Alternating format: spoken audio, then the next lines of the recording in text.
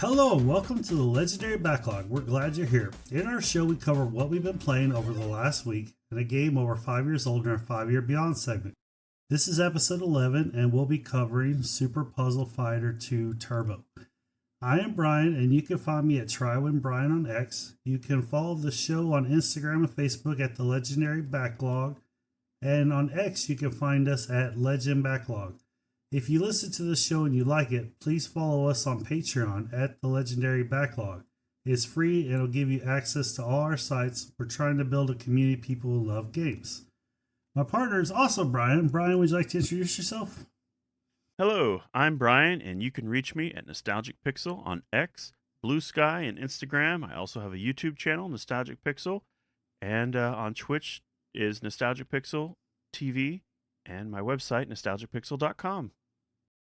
So, Brian, what games have you been playing this week? This week I played a ton of the Neo 3 demo. Like last week when I talked about the Neo 3 demo, I said some things that were kind of wrong because I didn't fully understand it, how big this demo was, and I just love this demo death. It's over now, but I didn't reach the end of it, which I'm kind of sad. I was almost at the end. I was like level 24 and almost about to fight the big boss in this castle. This doesn't sound like your normal demo. No. In fact, it's nothing like a normal demo. I mean, I understand the time function, like of having servers open, like for online games, but the fact that you couldn't finish the demo and you got to level 23 and you're on a boss, that's extensive. This demo is basically like the side. Think about Elden Ring, like one of the zones in Elden Ring. This is how big that this demo is. It's got so much for you to cover, and the way you go through the map is not like an open world like Ghost of Tsushima like we did last week, or like Breath of the Wild where you can just kind of like go off a direction, right? It's open world. But the thing is, it's like because of the barriers that you have as far as like you jumping and dying or something like that, you have to like go, or like big tall fences will be in your way or buildings you can't go through. You have to go through the map kind of strategically, and you find all this stuff. You level up your character. I mean, it's just great. There's bosses to take down. I mean, one boss I was like level 19 and I beat this one boss that was in the level 7 zone, right? But it was like you were definitely supposed to come back to him and beat him later. But I got enough of the Artima, which is basically souls, to level up 2 times. So it's a great demo. I mean, the world is super great. The combat is so amazing. I tried to go back to Neo 1 after they canceled the demo just to check it out, see if I was that interested in it. And Neo 3 is so much better than Neo 1 already. And it's just the demo. It's the alpha demo. So, I mean, this game is going to rock when it comes out. I mean, I'm definitely very interested in it when it comes out. I want to see how much of that game was that demo is one of the things that's going to interest me. But just the combat, the graphics look amazing. The thrill you get when you're playing, just all the different ways you level up your character. It's just great. When is the game coming out? You know what? I don't know. They haven't announced the actual release date yet. They just said this demo's alive now. I think they're getting player feedback, and I think there's some things they're gonna fix because there was a couple bosses I was actually able to cheese using the. There's a couple monsters/bosses that I was able to cheese by using like the environment. Like I would go somewhere where they couldn't fit through. And I would go back and attack them, and then go back, and let them do all their moves and go back and attack them.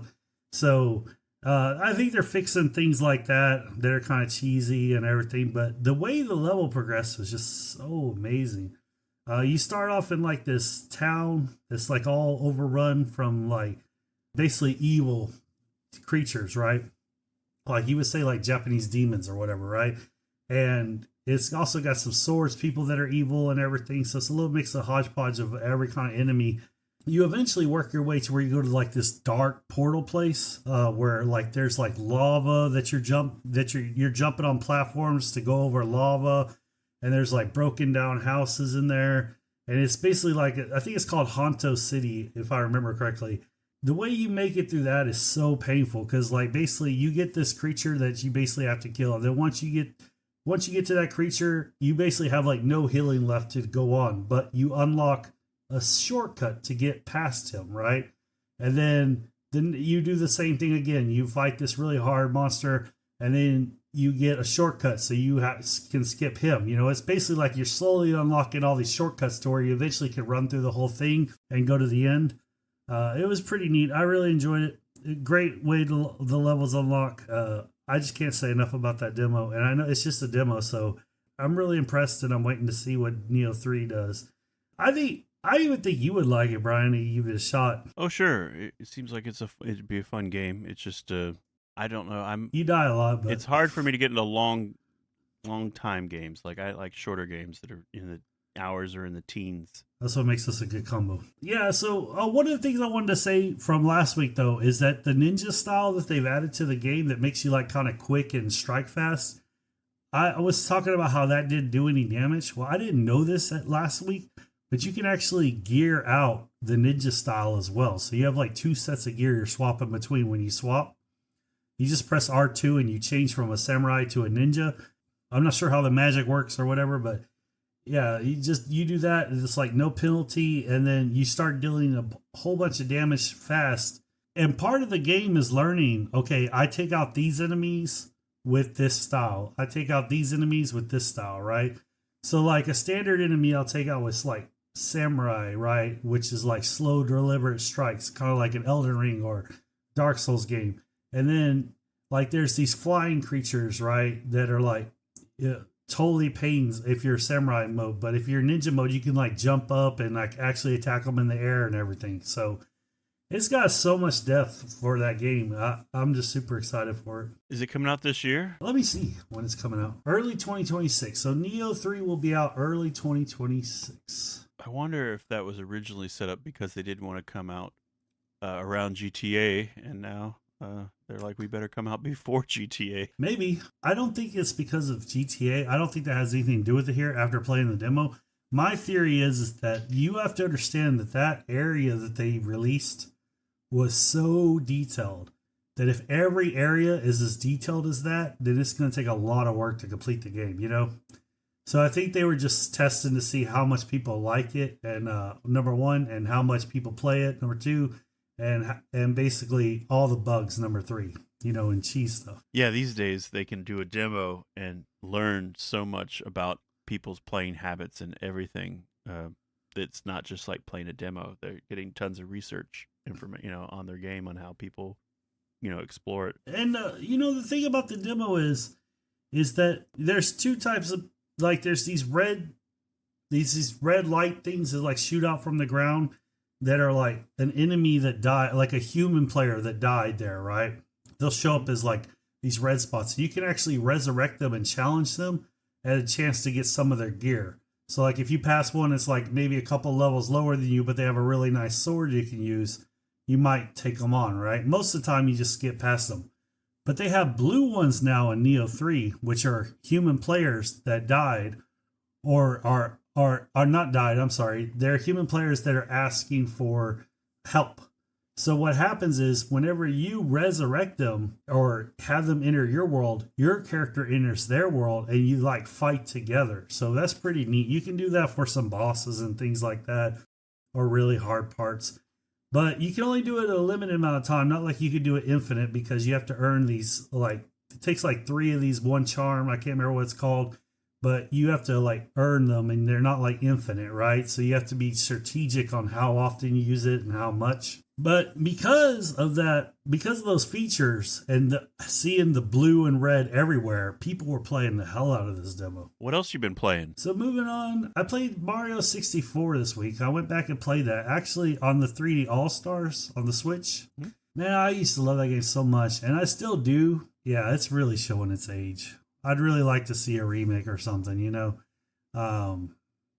That's not the best port because it doesn't have widescreen support, but otherwise it's pretty solid, and yeah, it's very convenient to play on the Switch for sure. But I remember when it first came out, people were like, wow, they didn't really do much to this game when they released it on the Switch, like add widescreen support. I think the PC port has all the you know, same models and everything. It's just the sharpest, version you could play.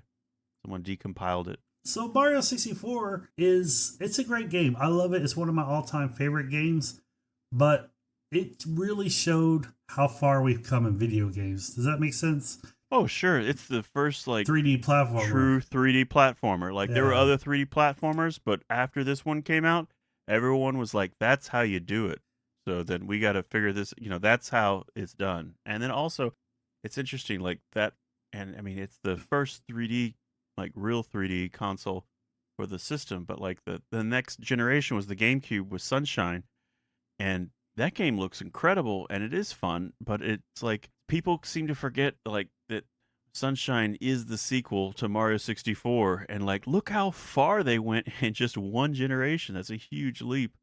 But I don't know. That some people don't like the extra water mechanics, I guess. And the later levels are more traditional. I like Mario Sunshine. I think it rocks, but I played it on the GameCube. It looks great on the Switch. Like that's one of the games that also just improves massively on the Switch with the All-Stars. Yeah, I didn't show up to my classes for like 2 days in college because that game was released. I loved it so much. I stayed home and played it all day for 2 days. Yeah, that was me and Wind Waker. Came out. I got it during spring break. I played it all through spring break. I still needed to play it, so I played it another week after spring break, and then I came back to classes, and the teachers were like, "Hey," I'm like, "Oh, what's the spring break?" I took double my spring break, sir. But I survived that. I was careful enough, but still. I miss those days. Like with work, you can't do that. You can't just say, "Hey guys, I'm not going to show up for like 3 days because an important game came out," but you can ask for vacation time or whatever. I don't know. At my old job, people did that. There were some games people took time off on their schedule. Like I am playing this for 3-4 days uninterrupted. Yeah, but it's PTO, so you have to actually get it approved and all that, So it's not the same. I miss having that free schedule. Another game I played this this game Saga Frontier. I played the remake or whatever you want to call it. I'm not sure how much of a remake it is, but that's what they're calling it.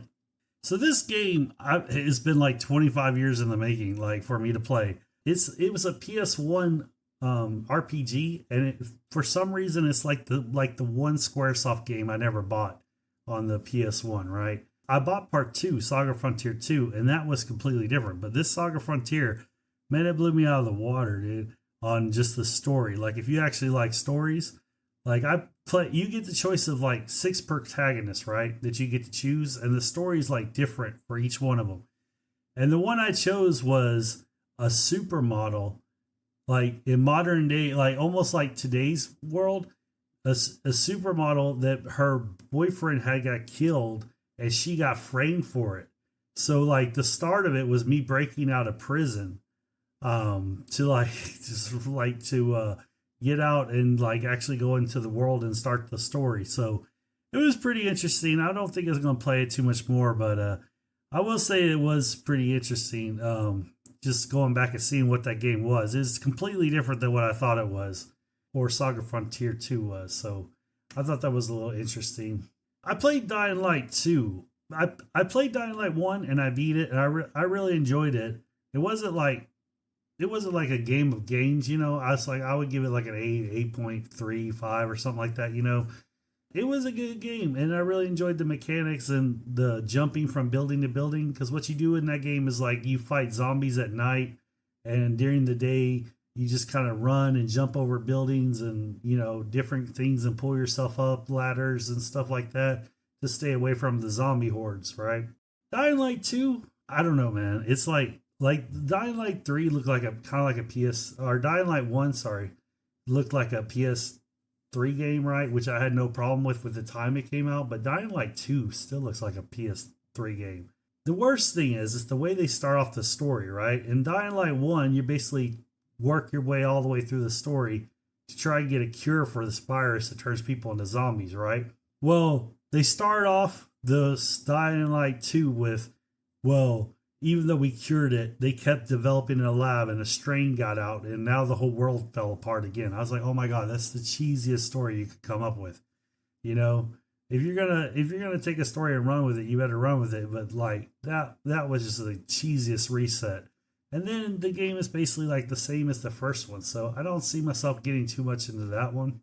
Have you ever played Dying Light 2 or Dying Light 1? No, but I remember seeing when when they were promoting it originally, what it was about. Like how you mentioned that you're fighting zombies at night and you're kind of jumping off rooftops in daylight and stuff like Yeah, that. it's pretty fun. I mean, the jumping and the mechanic, like you're basically like doing hardcore all over the place, and like for some reason you never run out of energy. Kind of like Mirror's Edge. Yeah, it's like Mirror's Edge, except for you follow the yellow instead, and you jump up. Zombies.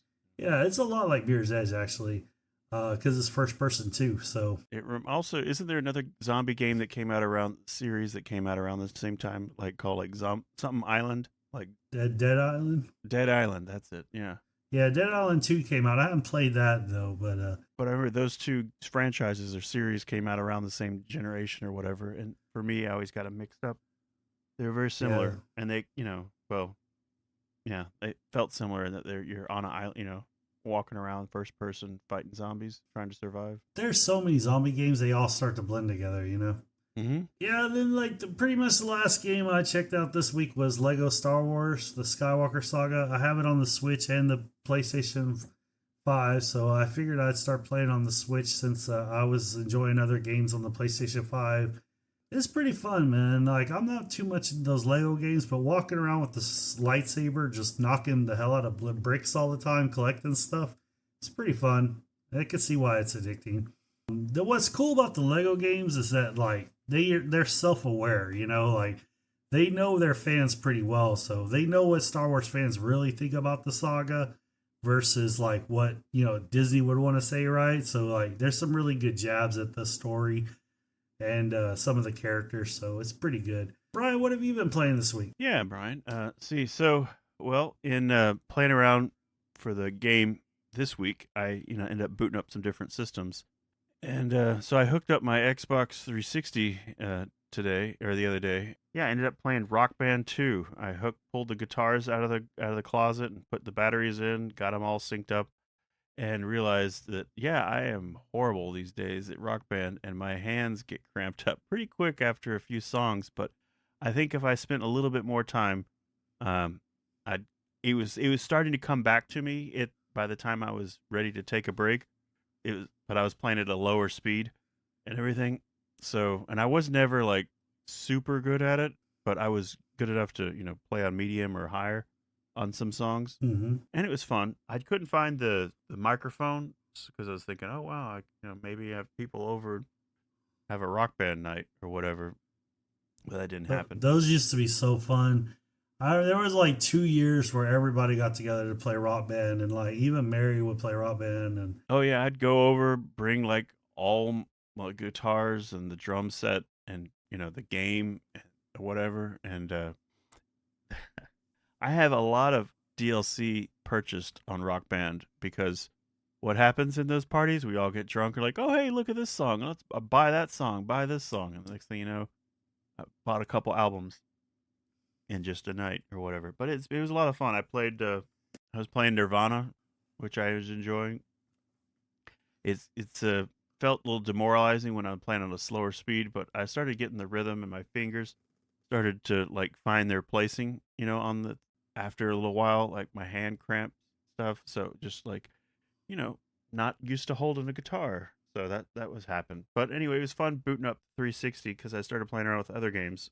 I played a little Res HD, and with us playing Panzer Dragoon, I kind of think about that series similar. I mean, well, they're both Sega, and they're both on-rail shooters. That's the part where the on-rail shooter sticks in. So I played a little bit of that. It was just kind of fun to see, and my game saves, everything, all the stuff was unlocked. So I just kind of hopped into a level and played it for a little while. I was also playing the game of the week on my Analog Pocket, and it's a CPS2 arcade game. And there's another CPS2 arcade game that I've been thinking about lately, and that's been X-Men versus Street Fighter, because it's just I enjoy playing that on the Saturn thanks to you, and now I was also playing it on the Analog Pocket now, which is fun. And I know it's on our collections as well that we have. Like they've released the Marvel collections, which is great that it's there because that's the version you want and not the original like PlayStation 1 version where they had to cut corners.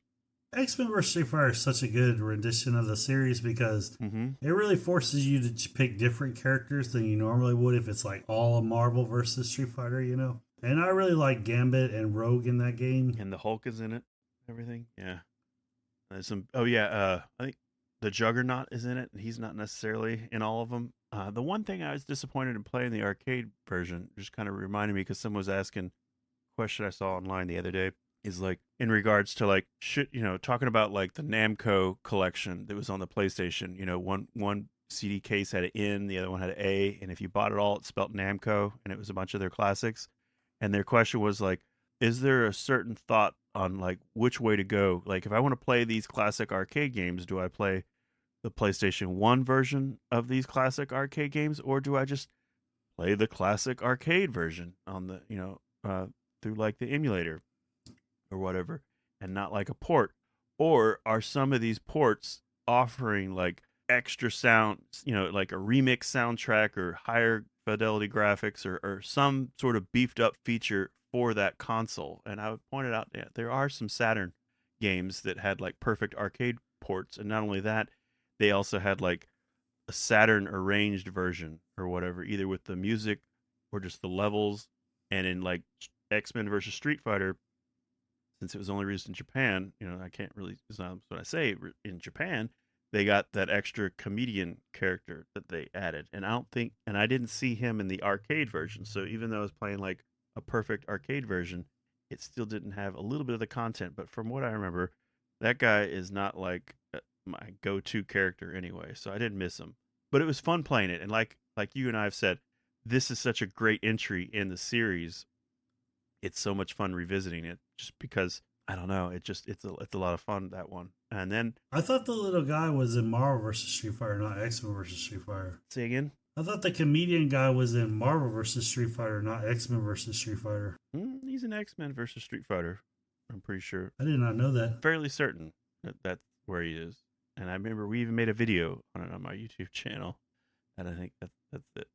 So yeah, he's in it. But anyway, like I said, he's not a character that I go to. It's just knowing there's a character missing. I kind of like, even though I'm playing like the perfect arcade version, I still feel like there's content missing. So that was an interesting question someone posted about like, which is it? And it's kind of, and I pretty much said, for my experience, it's like a case by case basis. Right. But these days, going back on some of these, like if you can go back to the arcade, then go back to the arcade version. It's it's not even a port; it's the arcade. The last game I was kind of playing this week is going back to the Switch, playing more Mario Kart 8. I'm just working my way through the mirrored levels now. Yeah, Mario Kart 8. I've been playing that. I was going through the mirrored levels so far.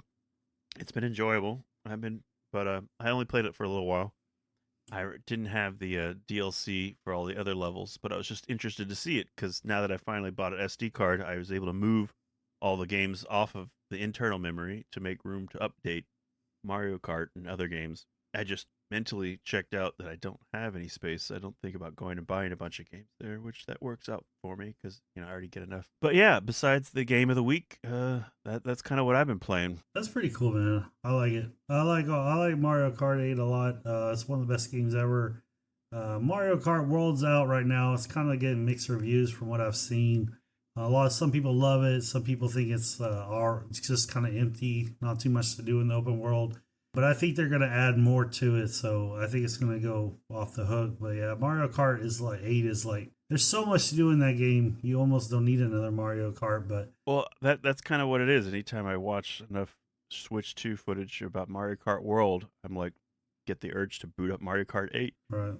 And that kind of hits the spot, and then I'm done. And for anybody interested, we did an episode on Mario Kart 8. Yeah, just an earlier one. All right, let's go ahead and get into our 5-year Beyond segment. We're covering Super Puzzle Fighter 2 Turbo, released in Japan as Super Puzzle Fighter 2X, a 1996 title matching puzzle game developed and published by Capcom for arcades. So this was originally an arcade game that came out, and on the CPS2 yeah system. So it was the same system as mentioned on the X-Men versus Street Fighter. So it was their high one right before they did 3, which I think 3 had started like 3D elements in it. So this is all 2D. Yeah, so Super Puzzle Fighter 2 Turbo basically takes what looks like, I want to say like childish versions of the of the Street Fighter Alpha slash They're chibi versions. or chibi versions of the Street Fighter Alpha slash Vampire Saviors world, and has them basically do super moves and stuff back and forth, but not by doing a fighting game, by doing puzzles. And the way the puzzles work is these blocks drop two at a time, and the block can be like red or green or yellow or blue, or it can be like solid red or solid blue. And your goal is there's like, I think there's six spaces, and you got to line them up to where they basically make four touching each other like a box, and that's how you make big gems. And then if you get like six touching, it's a bigger gem, and so forth like that. And then there's these blocks that drop there like circle and pulse, and those destroy the color that they hit. So like if a green, Yeah, the crushers. Yeah, you have your crushers and you have your gems, and you can build. And it's not like it's at first it looks like columns, where like you have these jewels that you're organizing, and like you said, you can have them in groups of 2 by 2 that make bigger gems. But as long as they touch each other and connect, like string along, they'll all go off at the same time. So once you build, you kind of lay them all out as strategically as how you want, and you have like 5 different colors. And then once that crusher comes, you kind of plan that out, and that'll blow up all those blocks and send them to your opponent. And that opponent, and it's a versus. It's a versus puzzle game. Which I remember you and I, when we were sitting down at times in the past on the other systems, we had a lot of fun playing against each other. This week we didn't really have a chance to play online versus each other. Yeah, it's. Did you get to play with anybody in your household on this one? no, I played it solo. But what I did notice is the two-player element is pretty unique for puzzles. You know, like I can't think of like a two-player Tetris or two-player Luminous, or something like that.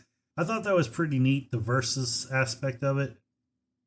Yeah, I like the versus aspect in this one. And having your little chibi characters deal like damage to each other while you're doing it. Do you remember? Did you ever see this in the arcade? And do you remember where you were when you first saw it? I never saw this in the arcade. I first played it on the PlayStation 1. And I bought it because it was part of the Capcom Fighting Collection or whatever. If you get so many points, you got like Capcom swag. So that's what I did back in the day. Mm-hmm. Oh, cool. And I bought it because it was like one of the last ones I needed. And I ended up liking it. It is a pretty cool game. I really enjoyed it. I didn't play it too much, but for a puzzle fighter, it was pretty good. Yeah, I remember I saw it at the arcade at Six Flags for Texas. Mm-hmm. I was just at Six Flags that summer or whatever, and they have a few arcade places on the grounds, and we were in there. I saw it there, and I was like, "Ooh, this is cool!" And it's like, wait, is this? Because there's also a gem fighter, pocket fighter, which came a little bit later. Yeah, it was fun because like, wait a minute, this is like a Tetris, but it looks like columns, and that yet there's a versus element to it, which is really cool. And then also, it's called Super Puzzle Fighter 2 Turbo. So for a while there, I was like, wait, what happened? Did I miss Puzzle Fighter 1? Yeah. Where it didn't exist. So for a while, I was like, wait a minute. I actually looked into the title, and the reason why it's called Super Puzzle Fighter 2 Turbo is because it's kind of like a joke on Super Street Fighter 2 Turbo, Oh, it definitely is. Yeah. They're definitely calling their own, like pointing out their own ridiculousness in some of the versions of naming. But yeah, this is the only version. There wasn't a regular Puzzle Fighter 2 or 2, but yeah, Super Puzzle Fighter 2 Turbo. It's great. And then like it got later re-released. Like it came to the home consoles, like you said, you played on your PlayStation and it was on the Saturn. But then yeah, it got like an HD remix in like 2009, Xbox 360 and the PlayStation 3. I played those versions too. Like I played all these are all the versions I played. I played the arcade one for the CPS2 on my analog pocket, docked and handheld, so it was fun. I was playing it portable, but I also like playing with the arcade stick on the TV. Then I also played it. The good news is there's a lot of ways to play this these days, which is great. It's part of there's a Capcom fighting collection that it came out with. It has, like you mentioned, the Darkstalkers games. Mm-hmm. So then you could also, like, I have the level tier currently, short-lived for now, but like the one I can stream PS3 games on my PlayStation 5. So I tried playing out the HD remix on the PlayStation 5, And while the stream quality and everything was fine, there was one really strange annoyance with that version, streaming it, is that the audio, which in this game, I really like the audio in this game. That's part of it really sticks with me. I enjoy the music. It is pretty good. The audio is pretty good for this game. For some reason, the stream version on the PlayStation 5, the audio there were some problems with that audio. I don't know. It was just sounding gargled and junky. So anyway, I booted up the PS3 version. Sounds perfect the way I remembered it and enjoyable, but it's just weird that the stream one wasn't. First, I booted up my Xbox Series X to see if that game, because I knew I bought it on the 360, and I wasn't sure if it was backward compatible. And sure enough, that version is not backwards compatible. So then like I said, I booted up my 360 and played that one. And then it came out on the Game Boy Advance. I played that a little bit on the Game Boy Advance, which that version is interesting. It's because the screen is a little wider on the Game Boy Advance, Brian. Mm-hmm. You know how that is?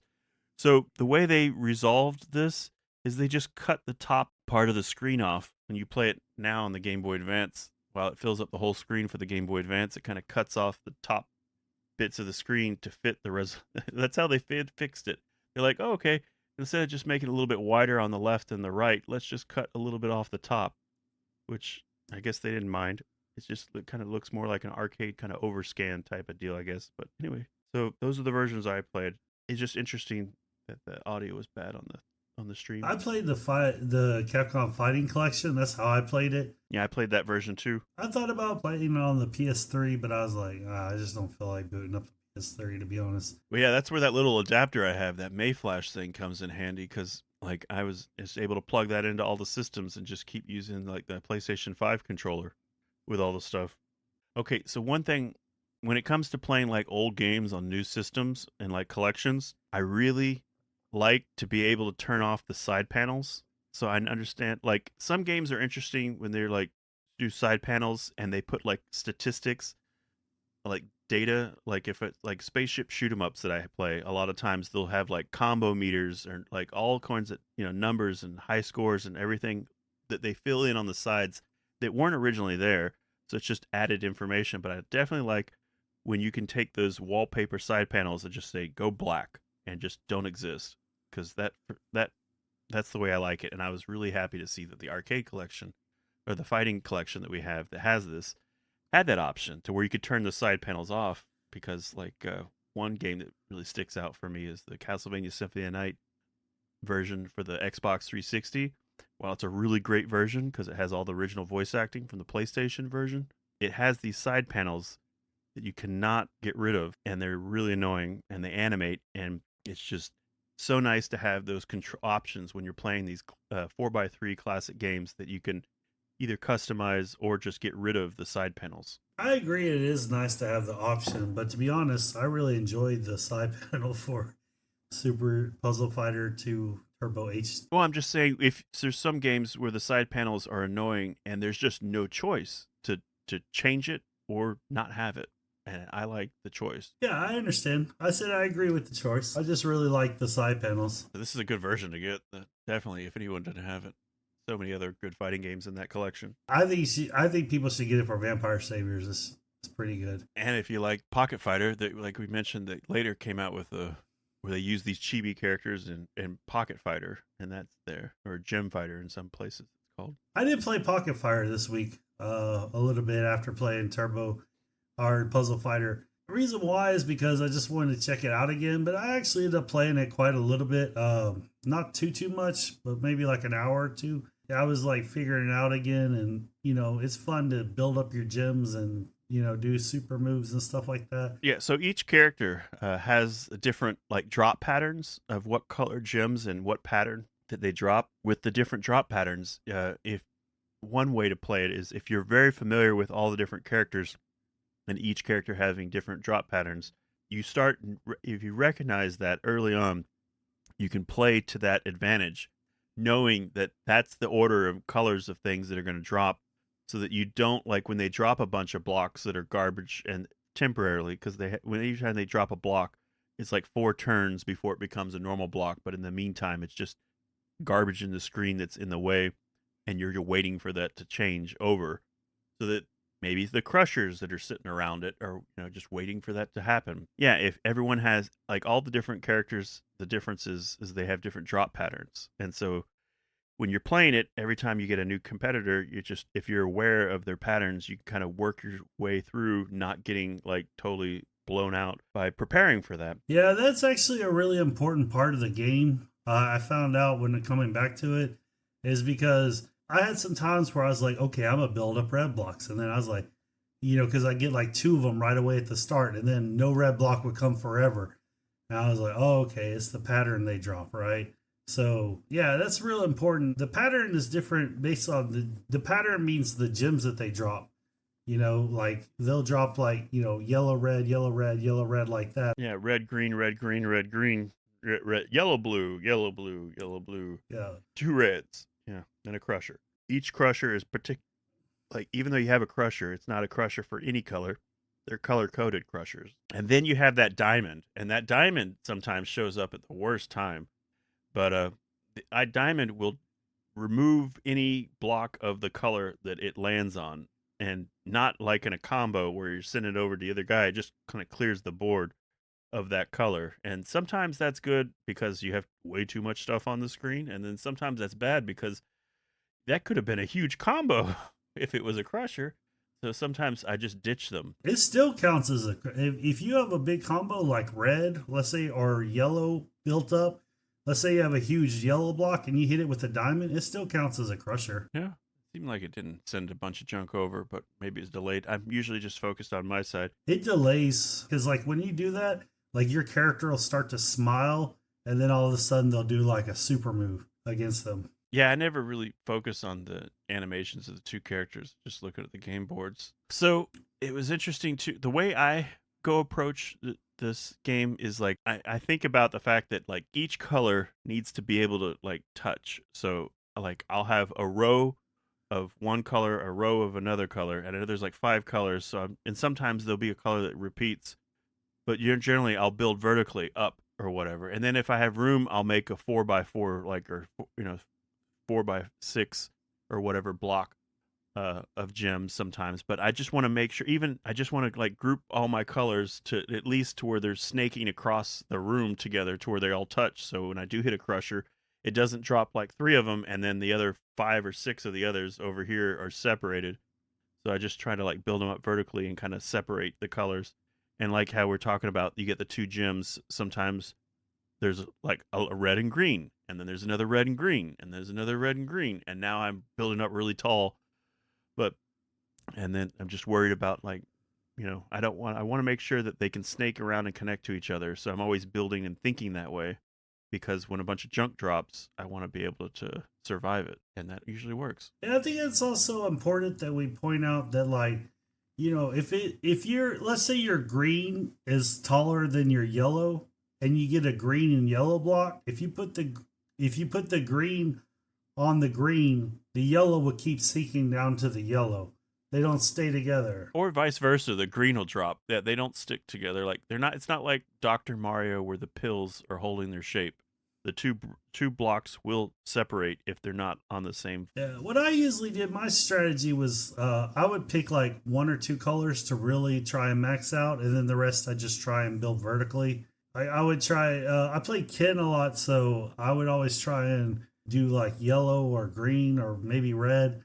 Build one of those up real big, and then usually you can get a super move and just finish the whole thing. Now, later on, the computer actually gets really good at like, one of my problems is that when they send over like a bunch of stuff, and I get like, we're talking like 15 blocks will drop at once or something like that, right? Yeah, or more. I basically get to the point where I can not recover, too well, but the computer can recover from that really well.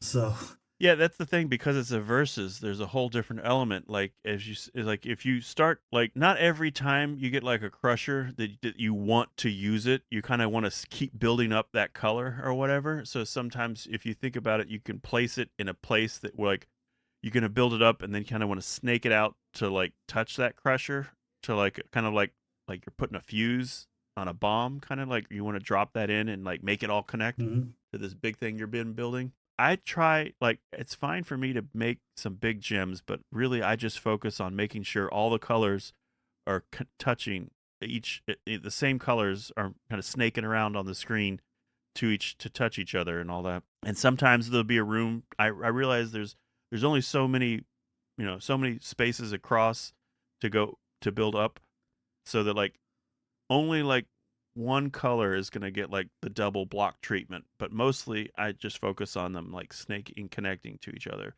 And a lot of it becomes vertical building, which becomes really tricky because when they throw a bunch of blocks on you, you feel like you're really going to run out of space. But because I'm building that way, if I get that one right color crusher, like that whole column comes down and then it kills a bunch of other stuff. So, and I love the chain reactions. When you see the chain reactions, that's when I have like a little bit of time to notice the little animations of the little chibi characters doing like their big combos and moves.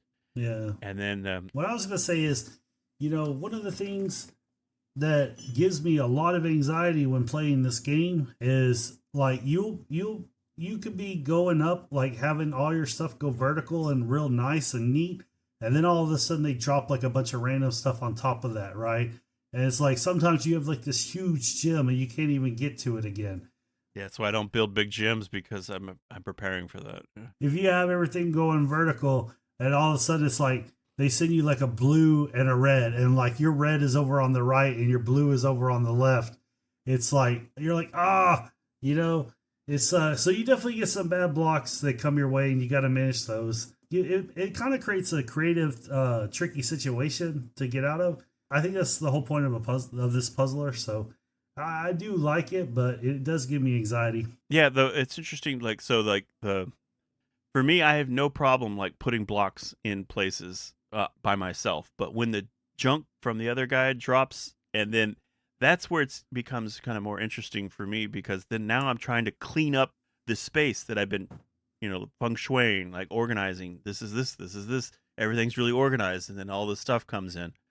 But the fun part too with that is like, if you start off the game, and you're building your little things, and you start crushing things, and you send little explosions over to the other guy, to where you're sending blocks like slowly, steadily to your enemy, or to your opponent, and then the opponent does this really big, but sometimes sending them a bunch of stuff early just makes it easy for them to like send a big thing your way, because now you're giving them the option to like build up something a lot bigger because they're on the deficit. So like sometimes if you have an early lead, that can turn around to be like this huge tsunami that comes at your end. But it's also really fun when the enemy does send like a bunch of crazy random blocks on your end, and now you're like just trying to make it through. And like I said, when they send these blocks, they have like turn timers on them. So like you're waiting for that the turn timer to stop, so that the gem becomes an actual gem that you can blow up, because you have like that crusher sitting next to it, just waiting for this massive chain reaction. And it's so fun when you can like survive like a near fatal attack with like a bunch of blocks, and then just make it pass through, where you just send that avalanche back on over to the other guy, and it just like destroys him. Oh, that's such a good feeling. Well, you did bring up a good point, right? Part of the strategy of this game is how fast you attack, right? Because you don't want to send too much. You don't want to send like a mediocre amount over to your opponent, because unless you have like a strong move, because what'll happen is that they'll take those blocks and turn them around on you. Oh yeah. And they'll have, because you dropped early, then they'll have the ability to drop big late first, So you really need to pick and choose when you want to win and how fast you want to break your blocks to send them over to the other player. Yeah, and I love it's not like turn based, so it's like you're really, as fast as you can play is to your benefit. You need to, because you want to be a little bit ahead of them. But like you said, you got to be careful in sending them like early, or like some like steady amount of blocks, because it's fun when you can just throw a ton at them and like overwhelm them. But if you're just feeding them a little bit here and there, depending on your character and the drop pattern and how that things are working out on their end, yeah, their return could be a big attack. But that's what happens. It's just you got to be ready for it, and then but it's fun when you get down to the end because it's like usually by the end there's a It creates this tension where you have a block and you kind of want to crush it, but you don't want to crush it because you don't want to send stuff over there too early. But at the same time, though, you got to crush it before they bury it with all their blocks, right? oh yeah, because you could be building this awesome big gym, and then it just gets covered by like 4 rows of blocks, and you're not going to be able to get to it for a while. Yeah, exactly. That's why the vertical method works out real well. Yeah, so that for that reason, I started paying attention to the other players' blocks, to see where they're at, because if I see that they're about to send over a whole bunch of stuff, I'm like, oh man, I gotta start breaking stuff real quick. If they're struggling over there, you can build up a little longer. There's a lot to pay attention to on the screen. You got your side, you got your opponent's side, and you got your characters that are doing animations that are just nice to look at and good animations, in my opinion. It's a very interactive game. I like it a lot. It's not as simple. I think it's not as simple as some of the other puzzle games. I actually think this one kind of stresses me out a little bit as far as like some of the moves and how you have to put the blocks. Yeah, I think if you focus less on trying to make big gems and more like just touching colors of gems, and it might be a little easier. But also, like we were pointing out, like each enemy has different like drop patterns, and that's just like different ones. And some of there's like 3 hidden characters, and one of the hidden characters is Dan. And you know how it seems like Capcom loves kind of poking fun at Dan. You know what his drop pattern is? I think it's just all red. Like he only sends you red gems. So, so that can be pretty devastating on his end. After he's like, say he sends you a bunch of red gems. After that timer's up, you drop a crusher in there, and like you're sending a huge, huge attack in return. But it's funny. Like all his gems, his pattern is just solid red. But that's kind of his detriment. But again, that's just more poking fun at Dan, because they make Dan like the weakling of the like Ryu type characters. Yeah, the cast is great. I mean, you got Ryu, Ken, Chun Li, Sakura, Morgan, Donovan, Hisenko, and Felicia. I mean, it's just awesome. The mix of Vampire Saviors and Street Fighter together. Yeah, and Akuma has a really good drop pattern too. And I like how it's a puzzle game where you pick your character, because it makes the game different based on your approach. So I noticed some characters you want to play faster, some characters you want to play a little slower, depending on their drop pattern. It just, to me, it creates like a uniqueness to the game, because you're actually picking a character that changes the game. Yeah, my favorite character is Sakura, which is no surprise because I like playing her just as the fighting game. But I find she's got a reasonable drop pattern that doesn't like end up biting me in the ass on the other end, because like her drop pattern doesn't usually allow for these big gems of like combos that come out of it, which is nice. But plus, I just like her. And other sides, the rest of the drop patterns, they're fine. It's just mostly you have to be good at playing against whoever else is what their drop pattern is, and less focus about what yours is. Because each round is a different character, and they have all different patterns. I just think it's hilarious that Dan's all red. Yeah, it is funny because you can send that back to them and just crush them. So hard. You can send him back like on like 5 moves. It's like here comes a massive amount. I know. As a return. If he does it, like, he's pretty good. I noticed the computer when you play Dan is pretty good at like killing you at the end with like a big super. But if he doesn't kill you, you pretty much got the game because you can turn around on him so quick. One of the things that I like about the game, I like the art style and the sound all together. I think it's really good. I wish there would have been more releases of this as far as like maybe evolving the puzzle a little bit more, adding more characters. That would have been cool. Yeah, they've only ever really remade this. I think they said a successor came out on the mobile phone, but I wouldn't mind seeing a new one. No, that was the HD remix came out on the mobile phone. No, I mean, well, how do you feel like it held up all these years? Oh, I think it's one of my favorite puzzle games. I made a video years ago about like 5 great puzzle games that aren't Tetris. This was definitely one of them. And it's fun for me because it's as much as you and I this week really were playing alone, there's not a lot of puzzle games where you can play 2-player. I mean, sure, Columns can play 2-player, but like this is like Columns on steroids, but it's like it's so much. I mean, Columns is fine, but this is so much more entertaining for me. I like it. I like I said, I have kind of it's for me it's really more of a relaxing game, even though like I know you find it stressful, just like because I have a certain way I like to build, and building that stuff is calming. Of course, all the junk get thrown at me breaks that, but cleaning it up, like fixing it, like working in its advantage to like turn it back on the other guy is a lot of fun for me. So it's a high up there. I'm just, I think it was funny that it was called Super Puzzle Fighter 2 Turbo, and it's the first one, and it's the only one for the most part. It's up there for me, and I'm glad that it's so accessible, that it's on all these systems, and they've been re-releasing it in these collections, which is nice. It's also part of the Capcom Arcade Second Stadium collection, which I noticed, but I haven't messed with that one. Yeah, I kind of feel like it holds up pretty good as a puzzler. The game is pretty good. It's competent. It's fun. It gives you this moments of anxiety. It gives you moments of like fun whenever you crush somebody. Stacking the blocks is relatively fun. I will say this though, after playing more modern puzzle games, I do feel like it's kind of like it needs like a sequel or something, like Super Puzzle Fighter 3. Oh yeah, no, I would add a few more characters, throw in some more animation and stuff. Like it'd be great to do more of it. Yeah, maybe change it up a little bit as far as like the width. Now that we have widescreen TVs, maybe the width of you could have more columns, change it up a bit. I think a sequel would be really good. So interesting. I played the HD remix, which is actually a widescreen presentation of this game, which was it was like a mixed bag of results.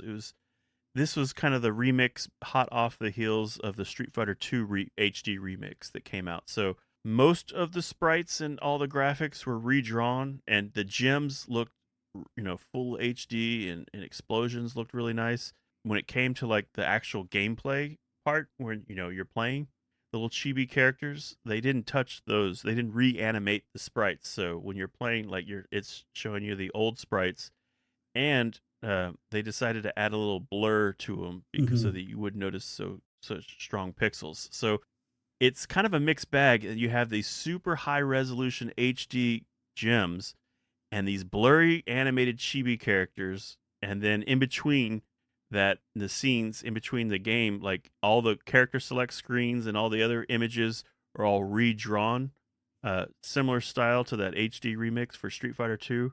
Kind of toned down a little bit, simpler drawings, but HD drawings. So like it's kind of a real mixed bag. But like the HD remixes and stuff that have just been like pure arcade ports, even though they're all pixelated, everything's all equally pixelated, and it looks good too. But yeah, it would be nice if they would revisit this, and it's kind of interesting that they made this puzzle fighter, and then off the top, after making this puzzle fighter, they actually made it.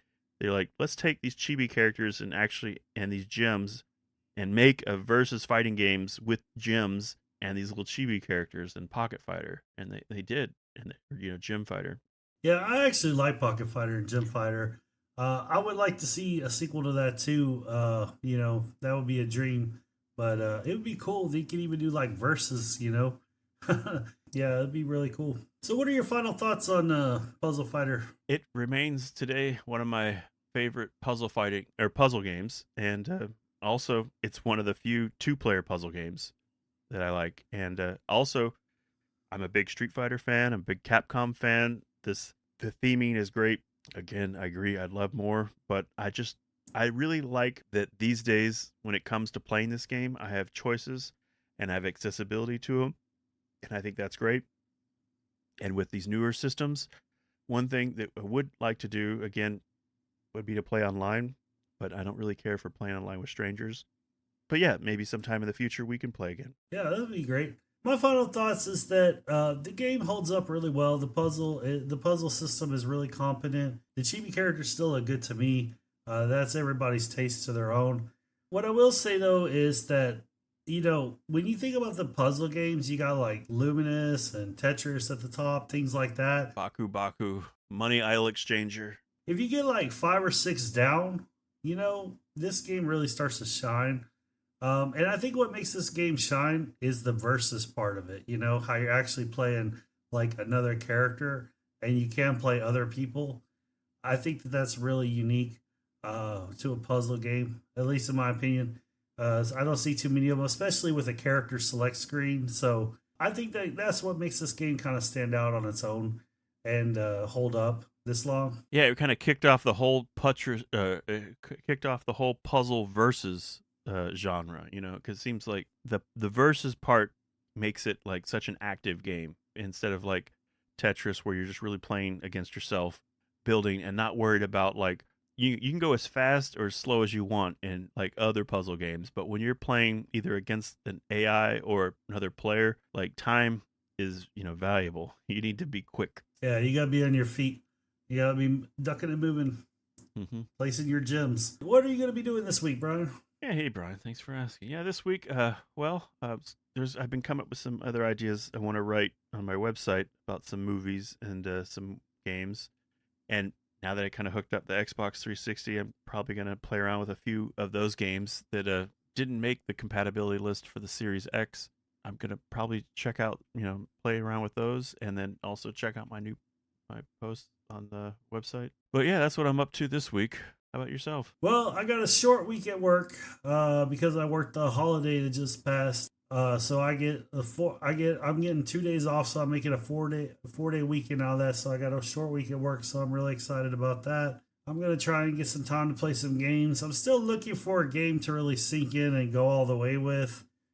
So I'll keep that open. I might end up buying a game. I'm thinking about maybe subscribing to Game Pass because there's a couple games I want to play on there. I can play them on the cloud or PC Game Pass. I'll play them on my PC. So I really want to play Doom: The Dark Ages and Claire Obscure, Expedition 33. I think and maybe even give Oblivion HD a remake a try. So those are all on Game Pass right now. So I'm tempted to do that, but not really sure. I really like to buy my games, so I might just end up buying one of those and going through it. Where can people find you, Brian? Yeah, thanks, Brian. Yeah, again, guys, you can find me at Nostalgic Pixel on X, Blue Sky, Instagram, and YouTube, and as well as nostalgicpixel.com. And as I mentioned earlier, I made a video a few years back about 5 different puzzle games that were not named Tetris, and this is one of the games on there. If you want to see more about it, check it out. Yeah, that's actually a really good video. I encourage people to check it out. Yeah, it's one of the most popular ones. I've been trying to work out a list of 5 more puzzle games that are similar, but they're not, yeah. So I've been looking at making a sequel to that. Yeah, I think that'd be great. You can find me at Trywin Brian on X. We want to thank you for listening to the show. And if you liked it, please give us a 5-star review on your podcast app of choice. You can follow us on Patreon at the Legendary Backlog. It's free and it'll give you access to all our sites. We're just trying to build a community of people that love games. See you next time. Yeah, thanks for showing up for the Patreon. That's great.